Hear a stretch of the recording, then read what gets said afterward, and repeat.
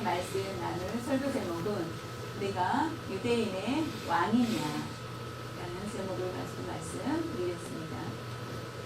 내가 유대인의 왕이냐 라는 그 말씀을 드릴 때 참 많이 부끄러운 게 있습니다. 그런 것처럼 예수님 앞에 유대인이 왕이 맞습니까? 라고 하였을 때 우리가 어떤 민망할 수밖에 없다라는 것입니다. 오늘 말씀을 통하여서 나 자신을 진단해보고 오히려 유대인의 왕이냐라고 물었을 때 맞습니다.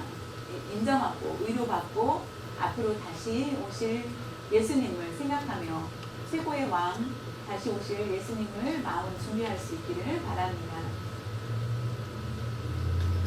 많은 사람들을 하루에도 만나게 됩니다. 많은 사람을 만나서 교제하게 됩니다.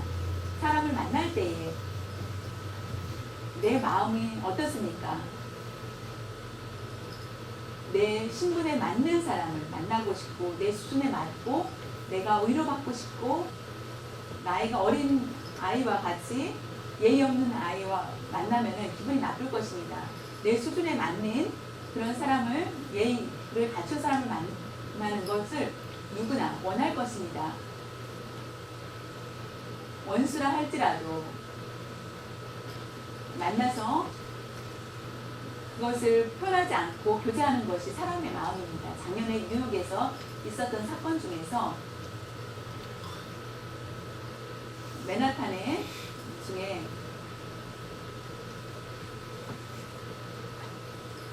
전철 안에 아주 가난한 사람이 전철 밑에서 쓰레기를 주울 때가 있었습니다. 그때에 뉴욕에 여행 온 프랑스 나라에서 온 여행 온 50대 아마 50대 중년 정도 되는 여인이 음식을 먹은 후에 레스토랑에서 음식을 먹고 남은 거 피자를 싸가지고 그 쓰레기 줍는 그 사람을 보고 마음이 아파서 미안합니다. 이 피자가 많이 식었지만은 네, 잘 드시고 건강하세요 라고 주고 갔습니다. 그때 그 다음에 신문에 나왔습니다.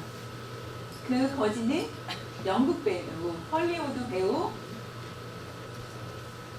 리차드 기어였습니다. 리차드 기어라는 귀여운 여인이라는 영화에서 여러분 봤을 것입니다.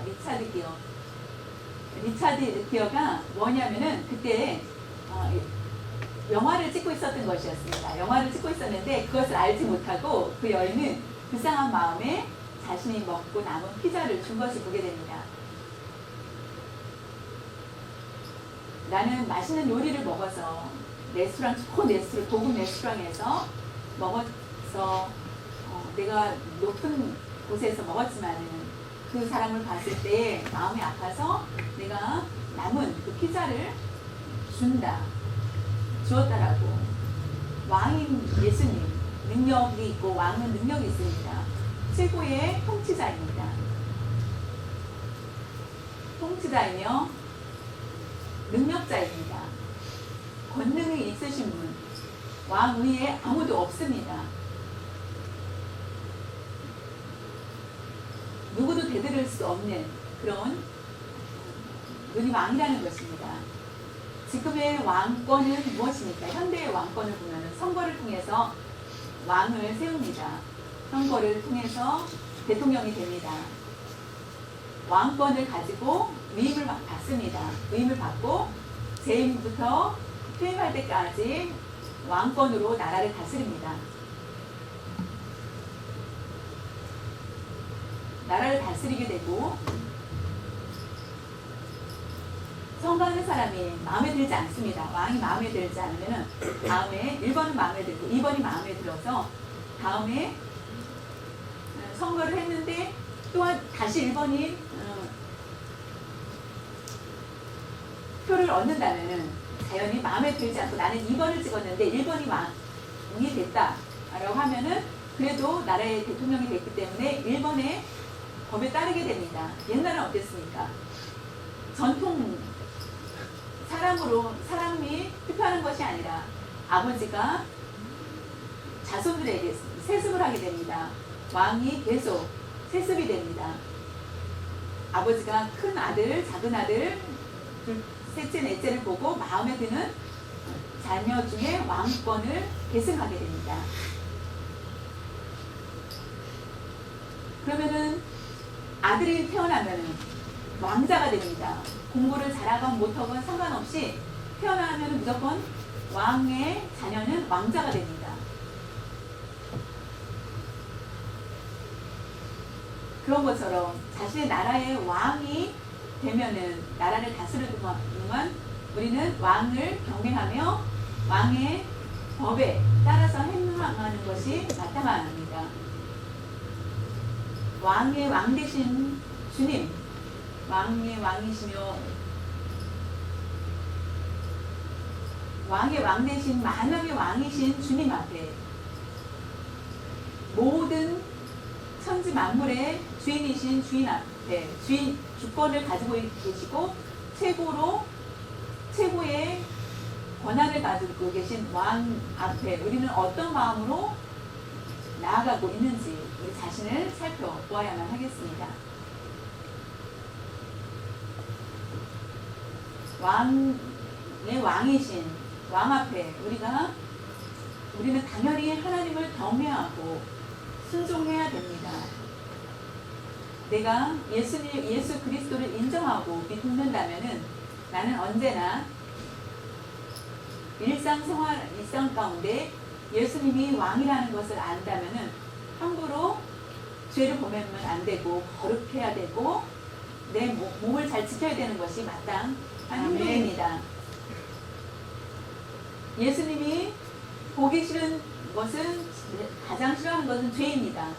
그것을 알고 의만 찾아서 나아가는 것, 그것이 바로 우리가 하나님 앞에 예의를 다하는 모습입니다. 누가복음 23장 3절에 보면은 빌라도가 예수께 물어 이르되 네가 유대인의 왕이냐 대답하여 이르시되 네 말이 옳도다. 맞습니다. 맞다. 네 말이 맞다. 내가 유대인의 왕이다라고 대답을 하는 것을 보게 됩니다. 유대인의 왕.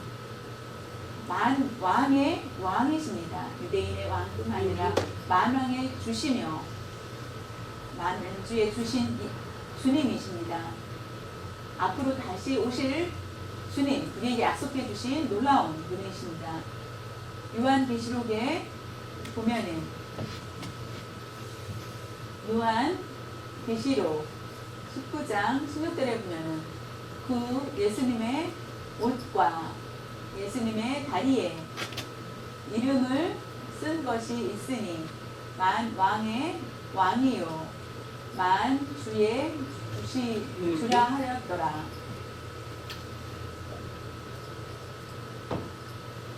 어디인지 모르지만은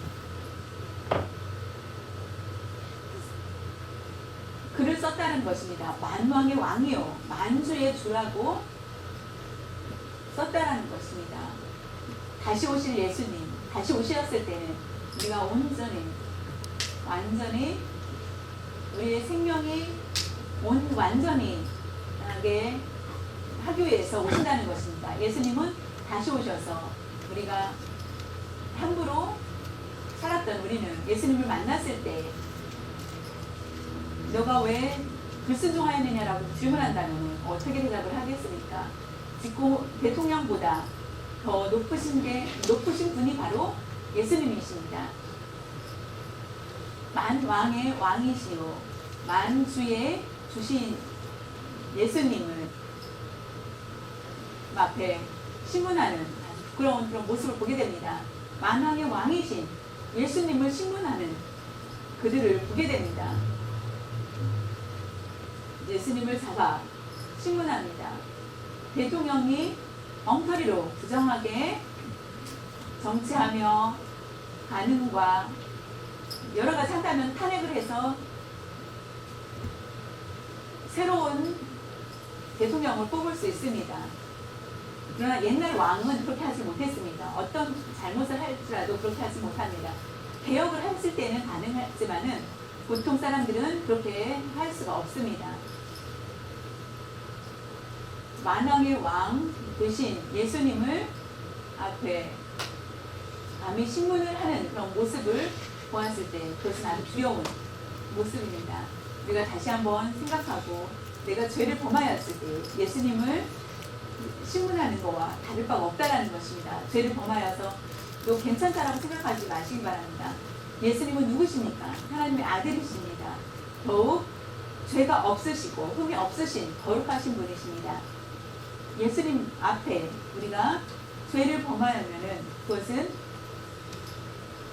예의 없는 모습이라는 것을 아시고 우리가 다시 한번 깨달으시기 바랍니다. 옛날에 읽었던 내용 중에서 잊지 못할 내용 중에 하나가 있습니다. 옛날에 목욕탕에 군인이 가게 됩니다. 중령이 목욕탕에 가게 됩니다. 노가 세게 된 중령이 가서 자랑을 하고 싶어서 봐라 라고 하면서 군대는 조직사회이기 때문에 대부분 무궁화 3개 정도 중령이면은 가장 큰데 무궁화 3개가를 달고 목욕탕에 가게 됩니다. 야 비누를 가져와 이거 뭘 가져와 막 가서 목욕탕에서 그렇게 합니다. 명령을 하고 때를 닦아라 라고 합니다. 왕처럼 그렇게 군림을 합니다. 근데 뜨거운 물에 온탕에 들어갔는데 낯선 사람이 있습니다. 시골에서 온 사람 같은 사람이 있어서 네가 군인이니? 네 맞습니다. 너는 지금 이병이지? 아닙니다. 상병? 아니야? 그러면은 소위 중령? 아니 더 높다 라고 했을 때 결국 더 높다라고 했을 때 대령이었던 것이었습니다. 그래서 옷을 다 벗은 상태에서는 그가 신분이 어느 정도 되는지 별 하나짜리 더 높은 것입니다. 무궁화 3개보다 더 높은 별 하나를 가지고 있는 사람이었던 것입니다. 오랜만에 와서 그곳을 그 부대를 살피기 위해서 왔다가 목욕탕에서 쉬고 있는데 이와 같이 그 자리에서 경례를 하고 얼굴이 빨개졌다고 합니다.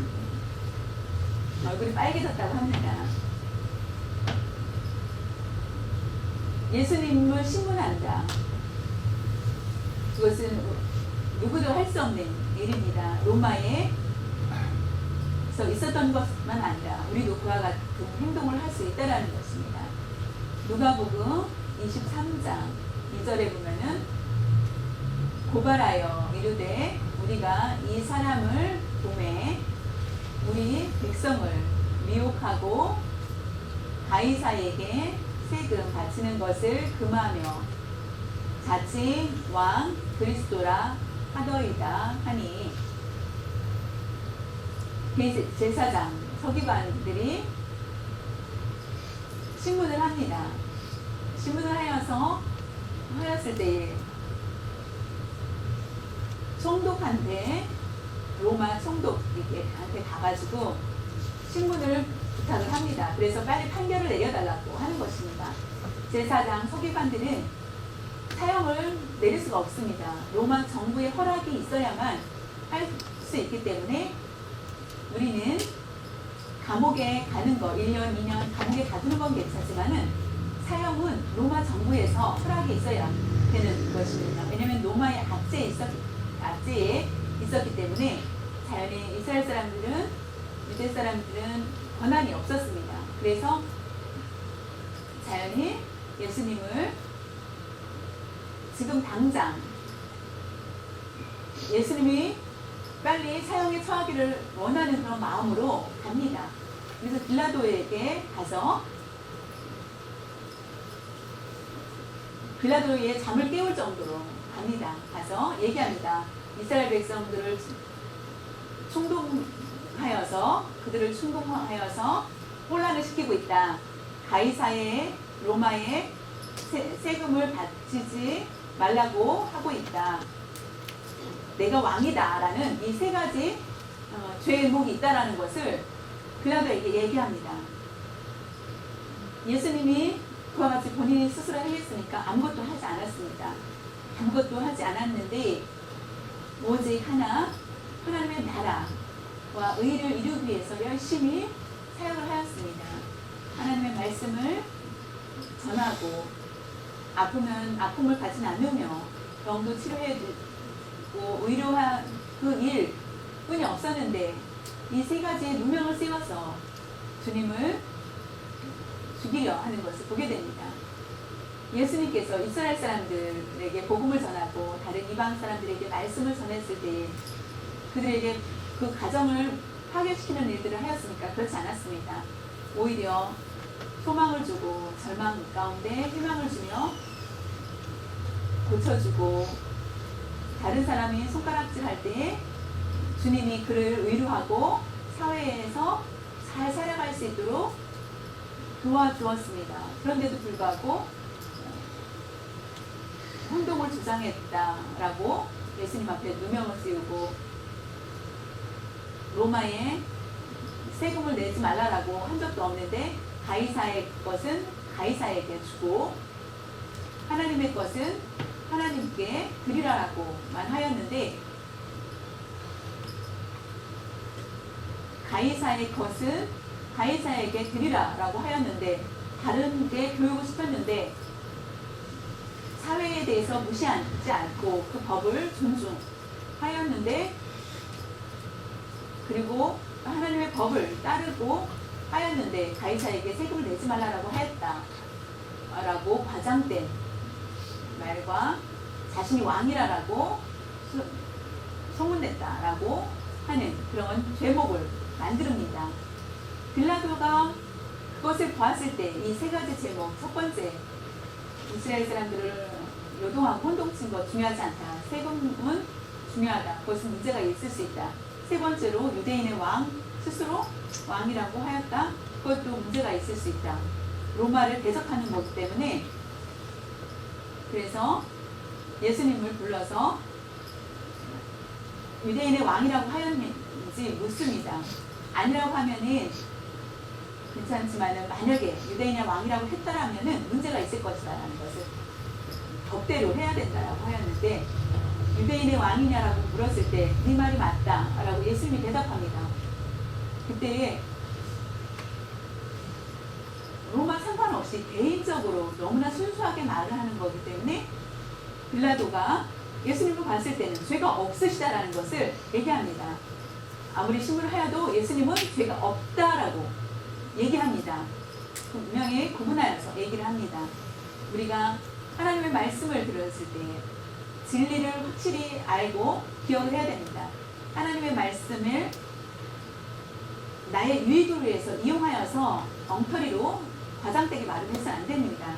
하나님께서 가르쳐 주신 목적은 우리에게 영생을 주기 위한 것이기 때문에 하나님의 말씀을 이용해서 세상 것으로 내 유익을 위해서 사용해서는 절대로 안 된다는 것입니다. 하나님이 말씀을 주신 것에 대해서 하나님의 법, 뜻을 잘 따르고 그대로 나아가야 된다는 것입니다. 우리가 매주 말씀을 듣고 또한 개인적으로 말씀을 읽을 때에 우리가 묵상할 때마다 하나님의 나라를 이루기 위해서 열심히 충성하는 그런 삶을 살아야 된다는 것입니다. 우리가 왕으로서 왕이 우리 앞에 섰을 때 우리는 그 말씀대로 주신 것을 순종해야 됩니다. 경외하며 순종해야 됩니다. 우리가 함부로 해서는 안 된다는 것입니다.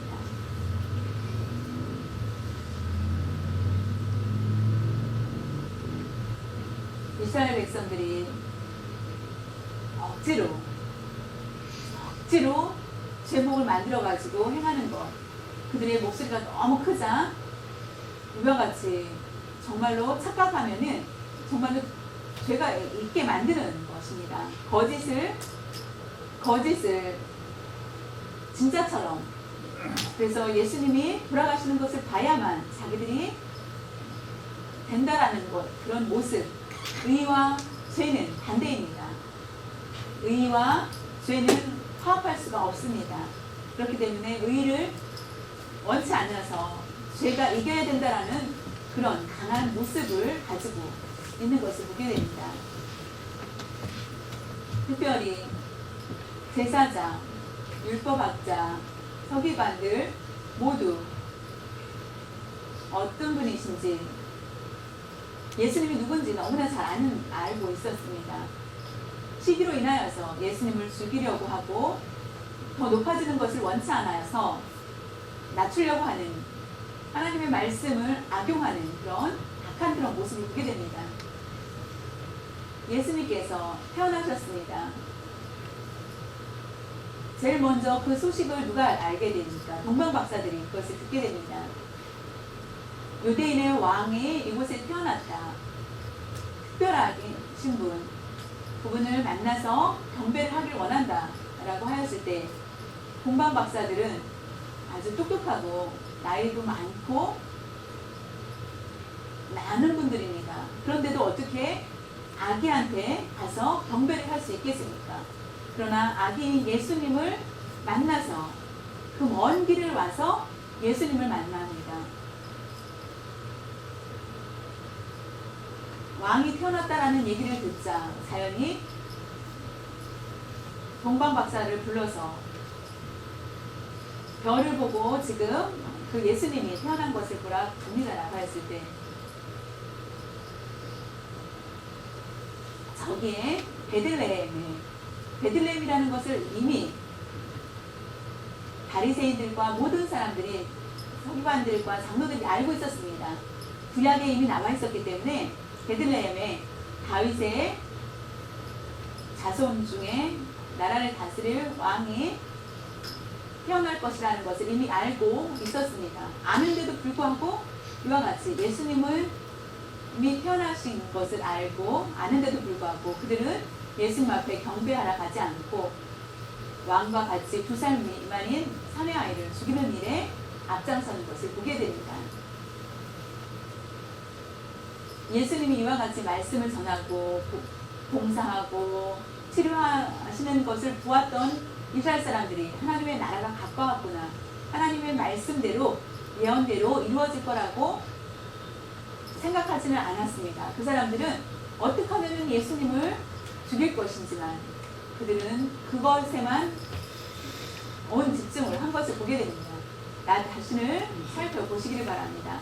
예수님이 나를 신문 죄에 대해서 하나님의 법을 어기고 죄를 범하였을 때에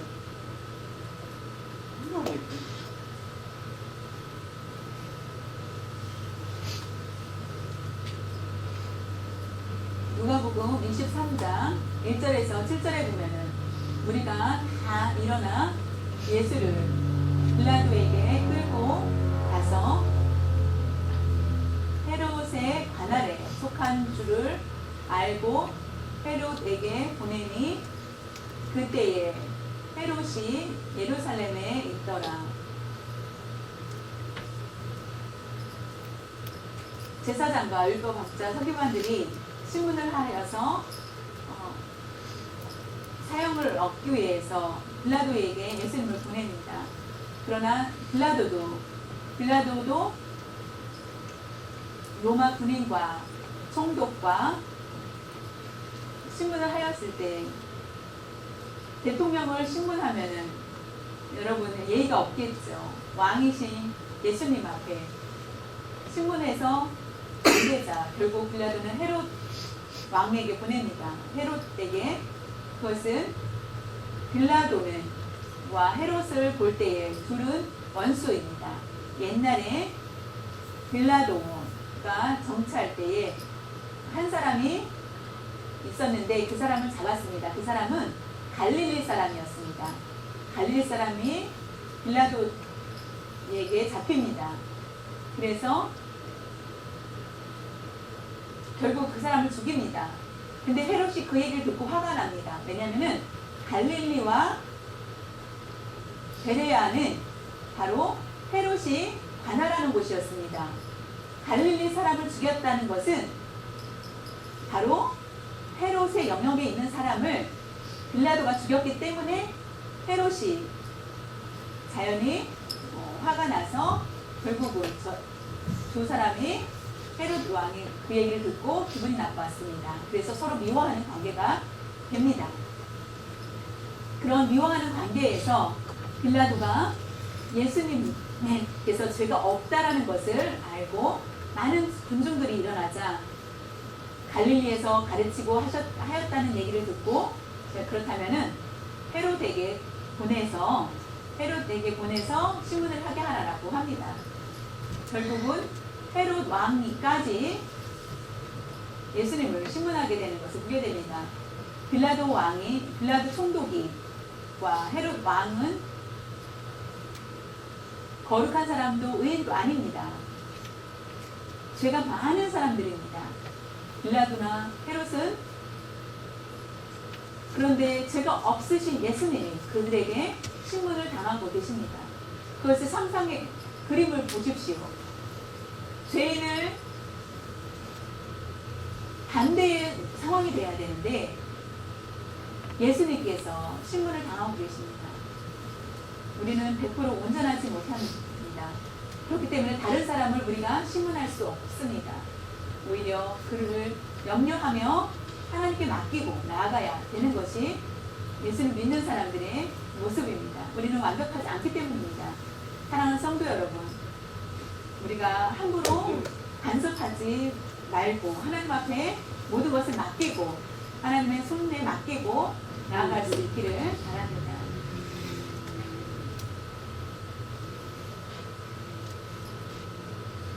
예수님께서 잡히시고 빌라도와 헤롯은 둘이 서로 미워합니다. 미워했던 사람들입니다. 그러나 예수님 때문에 서로 신문하는 관계에서 화해를 하게 되는 것을 보게 됩니다. 죄인들은 쉽게 친구가 되는 것을 보게 됩니다.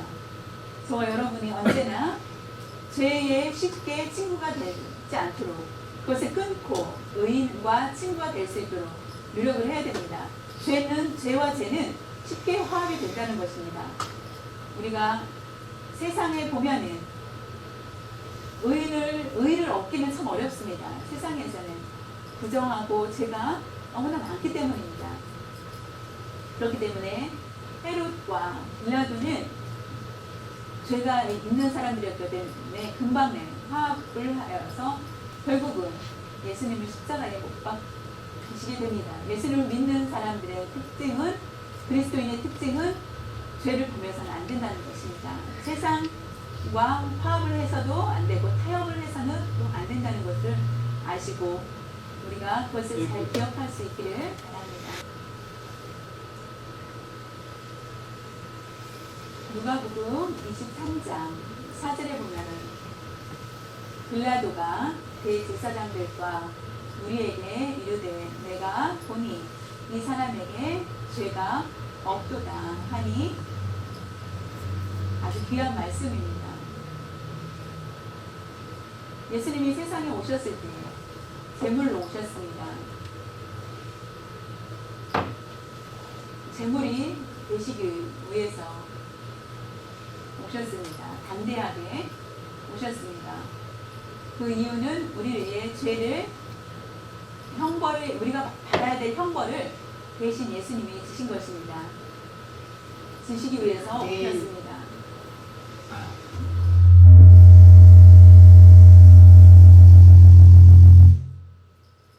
우리는 의로워야 됩니다. 의가 없는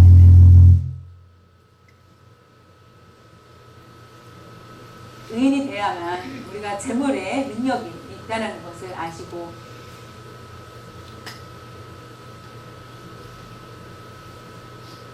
예수님만이 의인이셨고 빌라도도 봤을 때 예수님이 죄가 없다라는 거 많은 군중들이 드러나자 결국은 3번 신문을 당합니다. 다음에 3번째에 대해서 말씀을 드리겠습니다. 두 번째로 예수님이 죄가 없으신 것을 모든 사람들이 얘기를 하지만 결국은 예수님께서는 십자가에 달리시게 됩니다. 우리가 의를 구하는 그런 삶을, 왜냐하면 의의 왕이 되신 예수님이 을 믿기 때문에 예수님 앞에 서려면 우리는 죄가 있어서는 안 되기 때문입니다. 우리가 의로운 사람이 되려면 예수님이 우리의 죄값을 예수님의 보혈의 피로 우리를 사주셨기 때문에 우리는 의로운 사람으로 의인으로 살게 해주셨습니다. 세례 요한이 예수님이 오셨을 때 모든 죄 짐을 지고 갈 어린 양이라고 말씀하였습니다. 우리가 각자 예수님 앞에 모든 것을 맡기고 하나님의 어린 양, 하나님의 깨끗한 어린 양이라는 얘기를 들으시고 우리가 의로운 사람이 되어서 예수님의 십자가의 달리심을 통하여서 우리가 구원받게 되었다는 것을 아시고 빌라도 앞에서 죄가 없으신 예수님이 신문을 당했다는 것을 생각해 보시기를 바랍니다. 사랑하는 성도 여러분, 예수님이 누구십니까? 다시 한번 생각해 보시길 바랍니다. 우리가 남은 인생의 삶 동안에 예수님이 누구신지 안다면은 자연히 우리의 삶이, 우리의 행동이 달라질 수밖에 없습니다.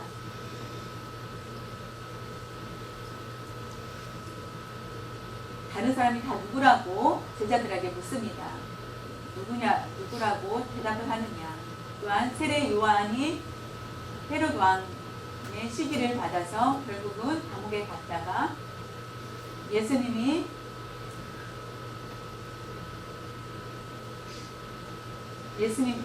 세례 요한을 감옥에 있을 때에 물어보라 가서 참으로 앞으로 메시아가 맞습니까? 예수님 앞에 물어보게 됩니다. 메시아가 맞습니까? 라고 물어봅니다. 세례 요한이 그 얘기를 듣게 됩니다. 예수님이 누구신지 우리는 깨달아야 된다는 것입니다. 그것이 가장 중요합니다. 다른 사람은 중요하지 않지만 예수님이 누구신지 알아야 된다는 것입니다. 예수님이 누구십니까? 만왕의 왕이시며 라는 것입니다. 만주의 주가 되십니다. 전등하신 분이십니다. 지금 우리가 그 밑에 하나님의 통치 안에 있다라는 것입니다. 하나님의 의를 이루기 위해서 지금도 함께하고 계신다는 것입니다. 하나님의 자녀된 우리를 잘 돌봐주시고 인도해주고 계십니다. 하나님을 신문하는 일이 없도록 우리가 감히 죄인인 우리가 하나님을 신문하지 않기를 바랍니다.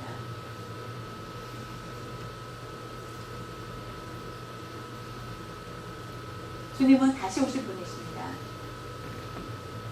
재림 다시 오실 분이시라는 것을 우리에게 말씀하고 계십니다. 나의 사랑하는 자녀를 불러주시기 위해서 다른 것이 아니라 우리를 불러주시기 위해서 기쁨으로 영생을